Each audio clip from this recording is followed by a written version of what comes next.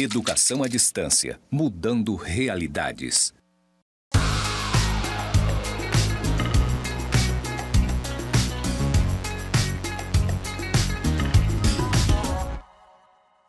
Saudações, pessoas! Sejam bem-vindos aos cursos do Instituto Federal de Educação, Ciência e Tecnologia de Rondônia, o IFRO, Campus Porto Velho, Zona Norte. Eu sou a professora Anabela Barbosa e juntos estamos na jornada de currículo, teoria e prática do curso de licenciatura plena em pedagogia. E nesse episódio a gente vai discutir currículo e legislação. E temos uma convidada especialíssima. Ela é pedagoga, com certeza. Ela é especialista em gestão escolar, mestre em educação. Estamos com Luciana Regina Nobre. Que alegria receber você, Luciana. Obrigada, Anabela. Eu que agradeço pela oportunidade. E a gente vai conversar, então, sobre currículo, teoria e prática, legislação do currículo. O currículo, ele é complexo. Ele é uma estrutura e ele é normatizado, ele é prescrito, de acordo até com o Michael Apple, um dos grandes teóricos do currículo, ideologia e currículo, inclusive. E aí ele vai fazer uma revisão crítica do currículo. Para que o currículo serve? Que tipo de ideologia que o currículo trabalha? Se ele reproduz a cultura ou se ele transforma a realidade? Luciana, a que o currículo atende? A quem o currículo serve? Como diria nosso amigo Miguel Arroio, o currículo é um território de disputa, né? Eu entendo que o currículo ele pode servir para as duas coisas, para reproduzir ou para transformar. Eu entendo que depende muito de como a escola lida com a abordagem do currículo prescrito, né? Se as escolas vão simplesmente seguir esse currículo sem fazer uma reflexão crítica a respeito dos que fazem uso daquele currículo, ou seja, dos estudantes, do conhecimento, conhecimento escolar, né? Porque não é só a questão do conhecimento científico, mas os conhecimentos que são construídos no ambiente escolar. E como a escola elabora os seus planejamentos, quais os instrumentos que ela usa, quais os recursos. Então, à medida que ela considera o contexto, considera as pessoas que fazem uso desse currículo, eu acredito que ele pode sim transformar, ele pode mudar inclusive realidades, né? Porque muitas vezes, especialmente no ensino médio, os jovens eles não veem muito sentido, né, na escola. É muito desconectado, às vezes, do mundo que ele vive, do mundo do trabalho, das suas realidades. E a partir do momento que a escola faz com que ele compreenda que esse currículo vai fazer o sentido para a vida dele, não só a questão profissional, a questão do setor produtivo, mas também em relação às suas realidades, à sua vivência, esse currículo pode transformar a vida desse jovem, né? Mudando a sua realidade. Depende muito, então, da perspectiva que a escola assume. Né? Pode ser reprodução cultural de um status quo que está vigindo, sim, ou pode ser de transformação da realidade, se levar em consideração contexto, realidade, criticidade. Exatamente, eu prefiro enxergar o currículo a partir desse viés, porque enquanto educadores nós sempre queremos, né, mudar as realidades, fazer com que os estudantes continuem com esse desejo de aprender, buscar, pesquisar. Isso não vai fazer sentido se a gente colocar algo como pronto, acabado, como imutável, né? Porque muitas vezes é assim, né? Então eu acho que eu penso que depende muito de como a escola lida, né? Na elaboração dos seus planejamentos, não só o planejamento do professor propriamente dito da aula, né? Das disciplinas, dos projetos, mas como a escola lida com a concepção que tem de currículo no cotidiano de todas as suas ações, né?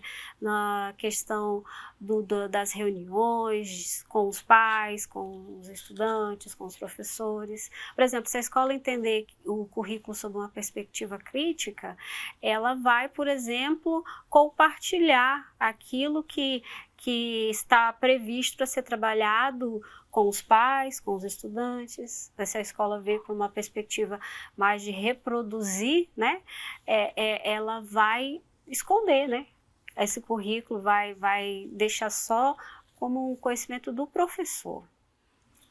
E você falou aí Miguel Arroio, né? Ele tem um livro justamente que você colocou intitulado, né, Currículo Território em Disputa, justamente questionando de quem que é esse território, né? Se é a serviço da reprodução, se é serviço da política, da economia, da realidade, da cultura. E aí a gente tem um currículo prescrito, a gente tem um currículo formal. Como que a gente analisa esse currículo a partir dessa ideia, né? Quem constrói esse currículo formal? Né? Já que a gente está discutindo como o currículo é conhecimento. Esse conhecimento serve a determinadas pessoas a depender da forma como a escola, a unidade escolar encara a sua intenção pedagógica. E aí, então, quem constitui esse currículo formal que a escola trabalha? Quem que faz? As escolas, elas recebem, né, um currículo, né, e esse currículo formal, geralmente chamado de referencial curricular, né, ele é construído a partir de diretrizes que são editadas pelo Conselho Nacional de Educação, né. Recentemente não, já se vão 4 anos, né, em 2018, né, foi homologada a Base Nacional Comum Curricular, e as escolas, então, elas precisam seguir, né, as competências, as habilidades, as áreas do conhecimento que estão postas na base, né? Então, por esse âmbito, aparentemente parece que a escola não tem muita autonomia, né? Mas assim... Porque aí o conselho elabora as referenciais, diretrizes, inclusive para os cursos, por exemplo, graduação, né, licenciatura, tem as diretrizes que são elaboradas. E aí, depois desse momento, como você falou, meio que a gente recebe, né, o currículo pronto, né? Olha, a gente tem que ir mais ou menos aí. E a partir de, no caso, para o ensino fundamental, para a educação básica, foi editada a Base Nacional Comum Curricular. A educação básica, isso mesmo. Mas assim, a base, ela não foi algo que foi construída, ela foi construída no decorrer, né, de um processo que veio a partir do Plano Nacional o que está vigorando, né, da educação, 2014. Então essa era uma das propostas, né, de diminuir a questão das desigualdades entre os territórios, né, de que se tivesse a garantia, né, de que os conhecimentos básicos fossem desenvolvidos em toda a educação básica, isso a nível de Brasil. É uma das vantagens que eu considero isso como uma vantagem quando se tem um sistema, né, que funciona, que flui bem, né, educacional. Eu penso que a mesma qualidade que vai ter aqui no norte do Brasil, espera-se, né, os mesmos direitos lá no sul, no sudeste, e houveram debates em torno disso, foram constituídos encontros nacionais para elaboração. É lógico que nem todo mundo se sente contemplado, né? São várias áreas do conhecimento, são muitos conceitos que são trabalhados, e aí, no caso, os referenciais, eles são aprovados pelos conselhos, os referenciais estaduais são aprovados pelos conselhos estaduais, são construídos por educadores da rede, normalmente, né? Da rede que, no caso aqui de Rondônia, né? Eu trabalho na SEDUC, os referenciais aqui foram construídos por educadores do próprio sistema da rede estadual pública, né? Rede pública estadual. No caso aqui não teve trabalho de consultoria para escrita de referencial, pelo menos nesse último que a gente está trabalhando, né? Lá na secretaria. Mas, confirmando aquilo que eu falei, embora a gente tenha um currículo prescrito, os objetivos de aprendizagem e como você vai conduzir esses objetivos é algo que está sob a autonomia da escola, na elaboração da sua proposta pedagógica, né? Então, eu tenho lá determinada habilidade que precisa ser desenvolvida, né? No ensino fundamental ou no ensino médio, mas... É porque a base, ela trabalha nesse sentido, né? De Isso. Competências... E habilidades. A base em vigor, ela trabalha nessa perspectiva. Isso. Competências e habilidades Isso. básicas, literalmente, Isso. elementares, Uhum. que devem ser trabalhadas pela escola, independente se ela esteja no norte ou no sul, Pública, como privada. você falou, para garantir a equidade, digamos assim, a Isso. igualdade de direitos, Uhum. de acesso ao conhecimento, ao desenvolvimento dessas competências. E aí ela traça essas linhas de competência e habilidades que a escola se agrega para colocar em prática, né? Para colocar em prática a sua ação pedagógica. Necessariamente ela precisa contemplar essas competências e essas habilidades no currículo escolar. Contudo, a seleção dos objetos do conhecimento e a definição dos objetivos de aprendizagem é algo que fica sob a responsabilidade da escola. A gente percebe que, nesse caso, no caso nacional, a gente teve uma liberdade de decidir sobre o currículo.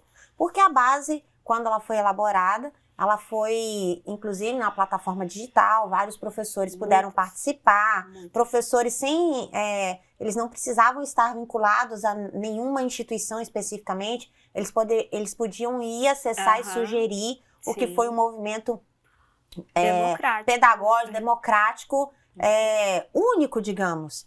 Nas outras versões, a gente não tinha uma participação nessa perspectiva. Exatamente. Embora, anteriormente, na história do currículo no Brasil, a gente tivesse os parâmetros curriculares nacionais, que também foram construídos numa perspectiva democrática, mas talvez pelo acesso às tecnologias digitais, da comunicação e informação, veio de forma mais amplificada. Isso. Então, foi uma construção, talvez, menos receptiva, mais participativa. Exatamente.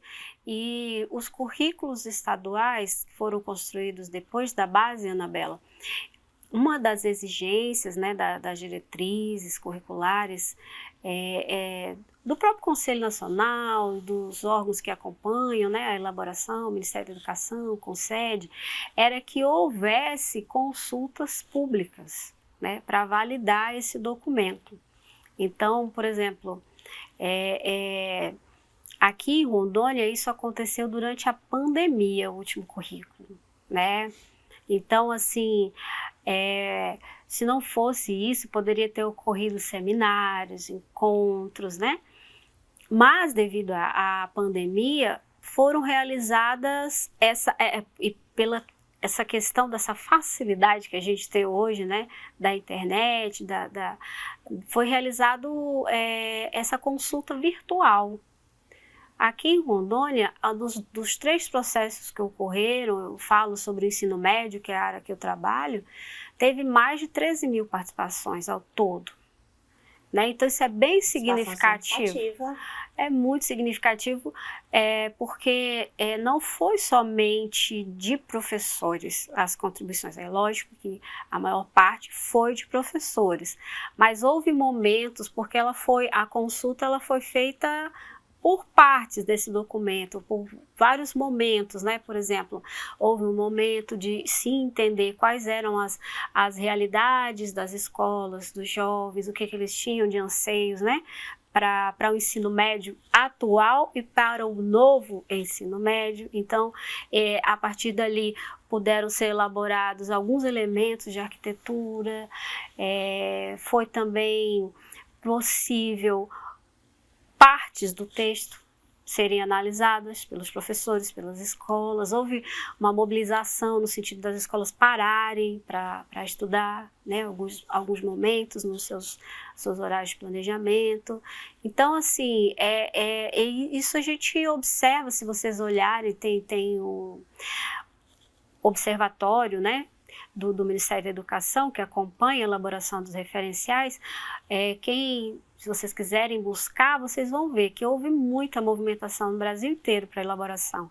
E recentemente, acho que foi mês passado, todos os estados brasileiros conseguiram elaborar seus currículos, né? Porque ainda tinha algumas dificuldades, porque a pandemia trouxe essas dificuldades, mas mesmo assim houve muita participação. Bom, então numa estrutura, digamos, analisando uma questão de formalidade, a gente tem o Ministério da Educação, né, que coordena essas ações, ele demanda para o Conselho Nacional de Educação.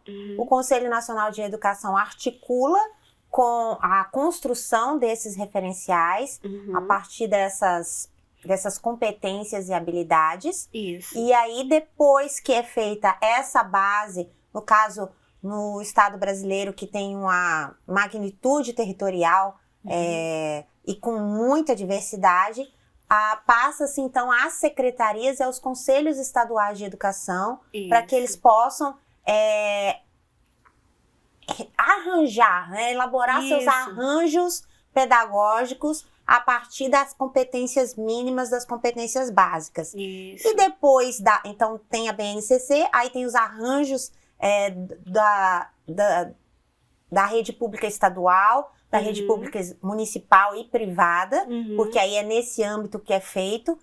Depois dessa etapa, que organização se tem para o currículo? Então a gente parte da Constituição Federal, que diz que a educação é direito de todos. A gente vem para a LDB, que aí quem coordena é o Ministério e o Conselho Nacional de Educação. E aí a gente vai para as regulamentações estaduais e escolares, intraescolares, digamos assim. Como que esse processo vai se decantando, se organizando, se apropriando ou se tornando mais próximo da realidade de quem, né, do sujeito que vai aprender? Então, você falou das leis, né? Mas também tem as resoluções, né, do Conselho, os pareceres e as resoluções. E também tem uma coisa interessante de falar, por exemplo, muita gente não sabe, né?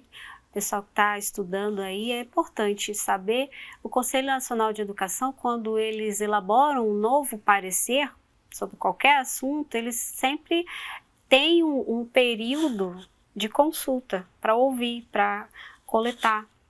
Por exemplo, agora recentemente aconteceu isso com o novo Enem. E houve muito poucas contribuições, né? Só mesmo quem estava assim, envolvido nesse processo de elaboração de currículo é que fica sabendo, né? Então, é muito legal assim, acompanhar a página do Conselho Nacional de Educação, porque sempre está saindo coisas. Até porque os pareceres, eles são consultivos, mas eles têm força vinculante, né? Quando o Conselho Nacional, principalmente a Câmara de Educação Básica ou o Conselho Pleno, que são as estruturas democráticas para gestão desses processos, eles emitem um parecer, quando eles emitem resolução, é vinculativo, né? Como é taxativo. Quando emitem parecer, embora seja consultivo, a sua força é vinculativa, porque foi uma Câmara, né? Foi um conselho, foram várias pessoas analisando aquilo e deliberaram a respeito do currículo, se aquilo deve ser observado ou não observado, ou em que medida deve ser observado. E muitos pareceres se transformam nessas resoluções que depois nós cumpriremos, né? Então, são resoluções que são, que elas valem a nível nacional, então, para todo o sistema nacional, e o Conselho Estadual de Educação, ele vai adequar as especificidades do Estado, do sistema estadual. né? Então, por exemplo, em relação ao novo ensino médio, os conselhos estaduais definiram os cronogramas de implantação a partir das resoluções nacionais, né? E no caso, algumas regras, por exemplo, né, para agora, por exemplo, com essa questão dessa diversidade, que essa reforma que ocorreu no ensino médio resultou, por exemplo, na questão dos itinerários formativos. Uma das coisas muito importantes que os conselhos vão precisar editar normas é sobre a mobilidade dos estudantes entre esses itinerários. Né? Então, você colocou uma coisa interessante, o conselho é a representatividade, o conselho de educação representa a sociedade.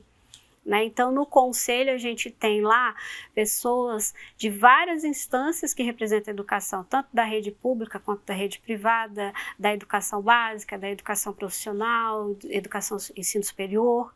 Né? Então, essas pessoas que estão lá, elas representam a sociedade, são elas que trabalham na análise de propostas, de elaboração de pareceres, que depois resultarão em resoluções estaduais. Essas resoluções estaduais, no caso, em se tratando da rede pública, tanto a questão estadual quanto municipal, ela depois ainda vai sofrer um filtro para se adequar à rede. Né? Então, às vezes, muitas coisas ficam em aberto e as secretarias estaduais ou municipais de educação adequam conforme as suas possibilidades. Por exemplo, falando da questão dos itinerários, que é uma das mudanças ocorridas no currículo. A gente tem competências, né? Então, um currículo organizado, um referencial curricular, uma base comum organizada por competências e habilidades. Depois a gente tem itinerários formativos. Itinerário formativo significa que o estudante, o acadêmico, ele pode ir por um caminho ou por outro caminho. Então, ele tem opções na macroestrutura curricular de seguir de acordo com as suas aptidões, seus interesses, sua realidade. E aí a escola, nesse movimento, ela vai propor, a partir da sua realidade ou não, o itinerário possível de ser realizado. E a mobilidade também vem surgindo aí como uma interrogação ainda a ser discutida. Mas como que se dá esse processo, então, da construção a partir da base, das resoluções, do currículo escolar, daquilo que de fato vai ser para o professor a prática pedagógica e para o estudante aquilo que ele vai vivenciar de aprendizagem? Tá certo. Então, a base, ela traz as competências gerais, que são 10 competências, né, que precisam ser atendidas em toda a educação básica. Essas competências gerais, elas também são atendidas nos itinerários formativos. As competências e habilidades relacionadas às áreas de conhecimento da base, elas não são trabalhadas nos itinerários formativos, elas são aprofundadas. Porque as habilidades e competências que vão ser trabalhadas nos itinerários, elas têm que estar em consonância com os referenciais. Os referenciais para elaborar, que o Ministério da Educação editou, então é um conjunto de habilidades relacionadas às competências gerais e um conjunto de habilidades relacionadas às habilidades e às competências específicas das áreas. Né? Então, então, tem a base, competências e habilidades que são básicas. E temos os itinerários, que são habilidades que vêm aprofundar aquelas que já são desenvolvidas na base. Então, não são as mesmas, muito embora, né, a gente fale, mas os itinerários vão trabalhar a base, eles vão trabalhar, só que são habilidades que visam uma ampliação ou um aprofundamento. Na base, a gente tem aquilo que é o elementar, né? E nos itinerários a gente tem um aprofundamento. Por isso que a gente fala que são outras habilidades, porque existe uma tabela, né, que se trabalha, uma quantidade de habilidades para cada área que precisam ser atendidas. E essas habilidades, elas constam desses referenciais que é editado pelo Ministério da Educação. O Ministério da Educação, por meio de portaria, que divulgou as habilidades relacionadas às competências gerais, né, e às competências específicas. Bom, e aí a escola, então, ela vai organizar o seu planejamento, o seu projeto político-pedagógico, o seu plano de desenvolvimento institucional, tem alguns nomes aí, basicamente, depende, como a gente colocou no início, depende de que território, né, qual a intencionalidade política da instituição, né, para que ela adote um ou outro instrumento, e essas competências, essas habilidades que o professor vai contemplar no seu planejamento para conceder ou proporcionar vivências didáticas de aprendizagem para os alunos, os acadêmicos. Isso. E aí eu fiquei curiosa aqui, Luciana, mais uma pergunta. Como é que se dá essa relação quando da escolha do livro didático? Porque o livro didático, ele tem que ter uma relação estreita com a base, com os referenciais curriculares, para não ficar dissonantes, né? Senão você tem uma competência que usa um material, que o livro didático é um material de suporte básico para o professor, não é o único, mas hoje é uma das garantias que, inclusive, o Ministério da Educação e o Estado brasileiro, do ponto de vista, né, de gestão, organiza como uma garantia de direito de igualdade à educação. Então, eu tenho o livro didático para ser um norte, para ser um parâmetro mínimo para que todos tenham acesso àquelas competências básicas. Então, qual que é a relação que aí se estabelece? A gente sabe que tem um programa específico para o livro didático, há toda uma sistemática de seleção prévia, mas o que se deve considerar nessa discussão quando se escolhe, se opta ou se avalia um livro didático em razão do currículo? Porque o livro didático, ele é realmente um recurso didático, um recurso pedagógico muito importante, mas ele não é o currículo, né? Por isso que os professores... Isso é importante, né? A maioria tem, não digamos a maioria, mas há um certo conflito em entender que o livro didático é o currículo e se fazer apenas ali. E aí, Anabela, que isso vai, acho que se torna um exemplo bem prático disso que a gente está falando, porque o currículo, ele tem ali as competências, as habilidades, o currículo escolar. O currículo escolar, existem vários currículos. O currículo escolar, ele traz as competências, as habilidades, os objetivos de aprendizagem e os objetos do conhecimento que a escola selecionou para cada ano escolar, para cada componente que ela tem, né, previsto ali no seu currículo.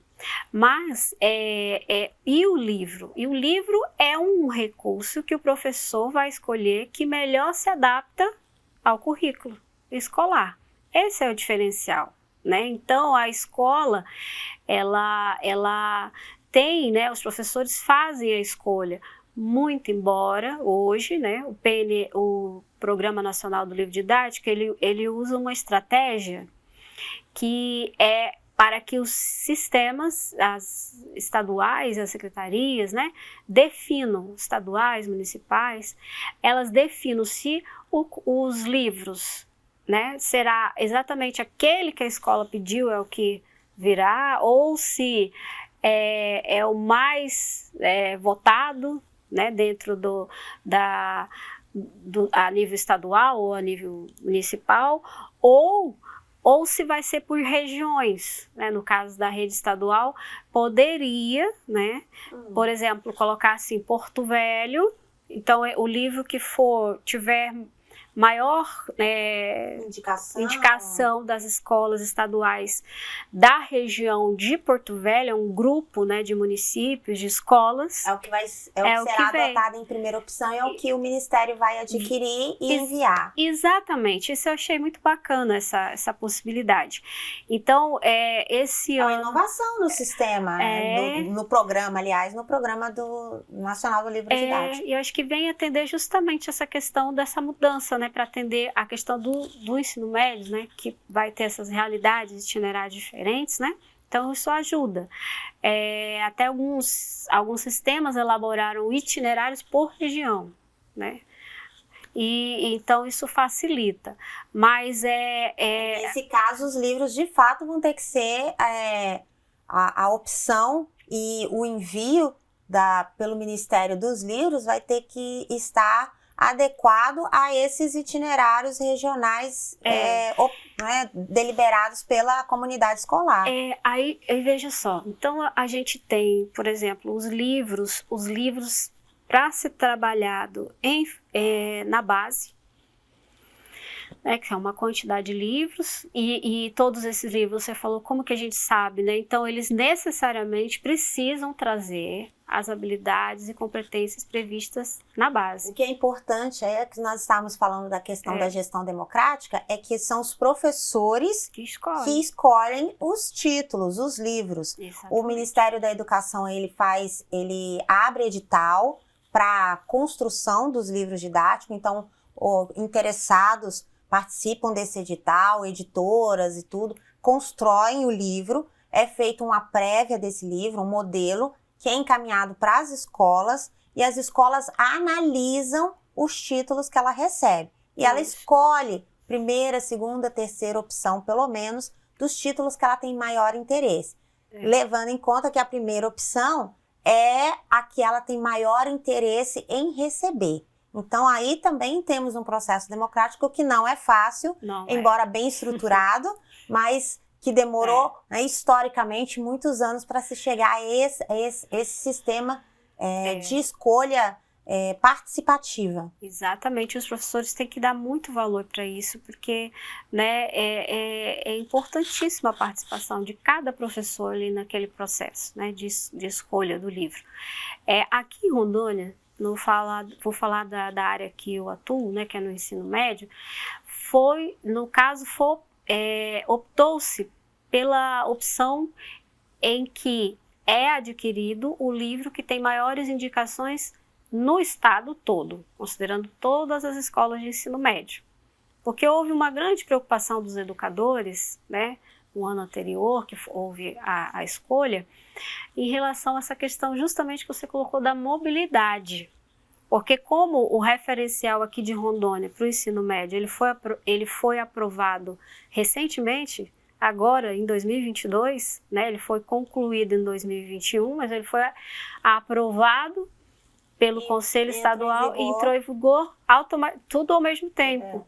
Então, os professores tinham essa grande preocupação, né, de garantir um material, né, que a rede, né, o estudante pudesse ter essa mobilidade, sai de uma escola, vai para outra.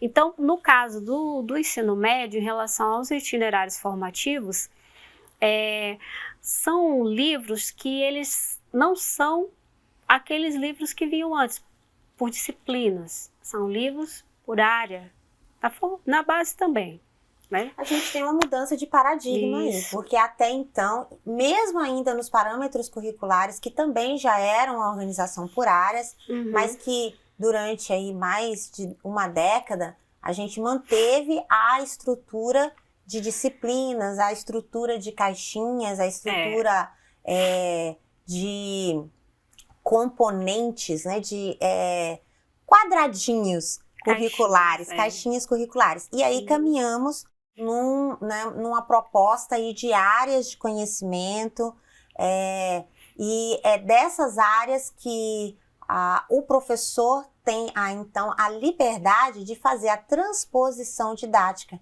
na sua prática pedagógica e de acordo com a realidade do educando, entre essa articulação entre o que são as competências e habilidades e como que essas competências e habilidades vão ser trabalhadas e desenvolvidas na realidade escolar, na realidade daquele público, daquela comunidade, daquela escola. Isso.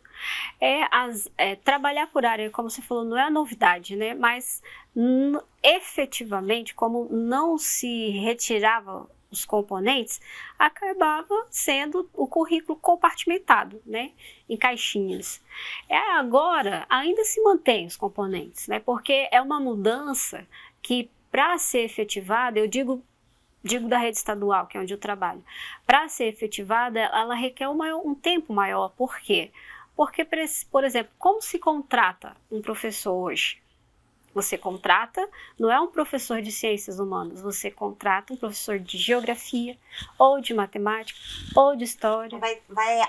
E aí o currículo vai ser mudado agora, o currículo nas graduações, nas licenciaturas, porque as licenciaturas e as graduações vão ter que os referenciais curriculares, as diretrizes curriculares dessas graduações, dessas licenciaturas, terão que ser modificadas para entrar em consonância com as áreas e não mais disciplinares.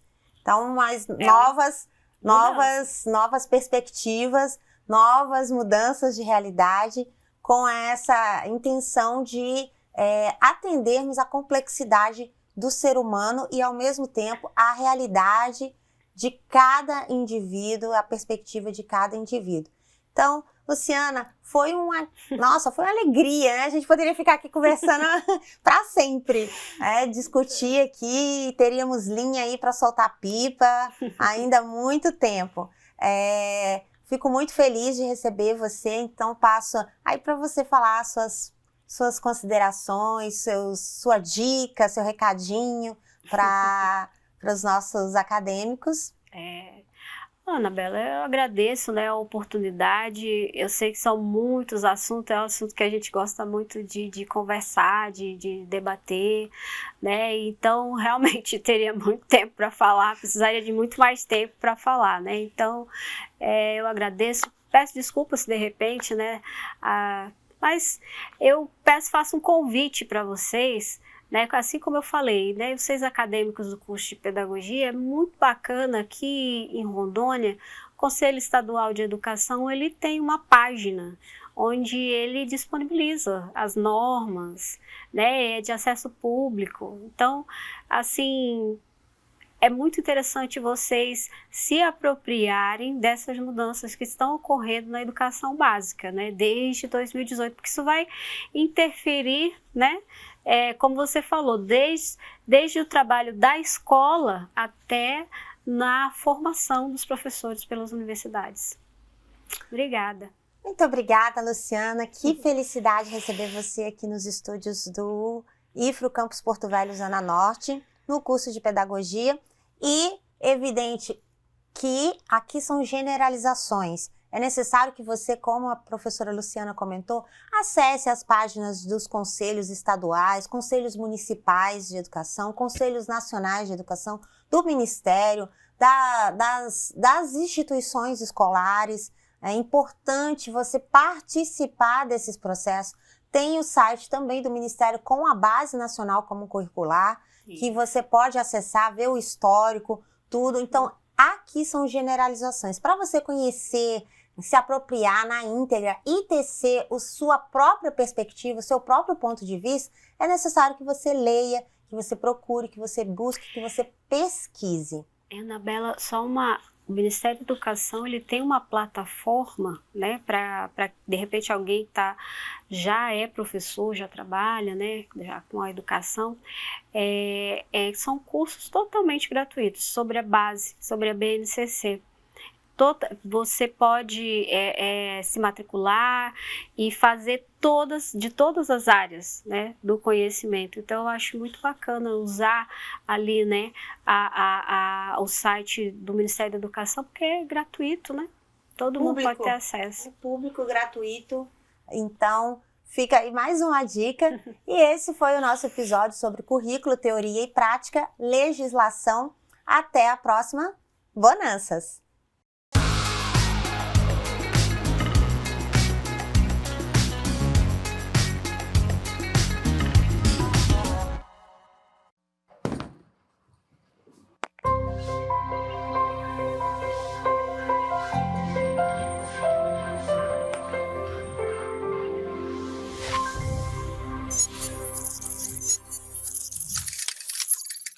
Educação à distância, mudando realidades.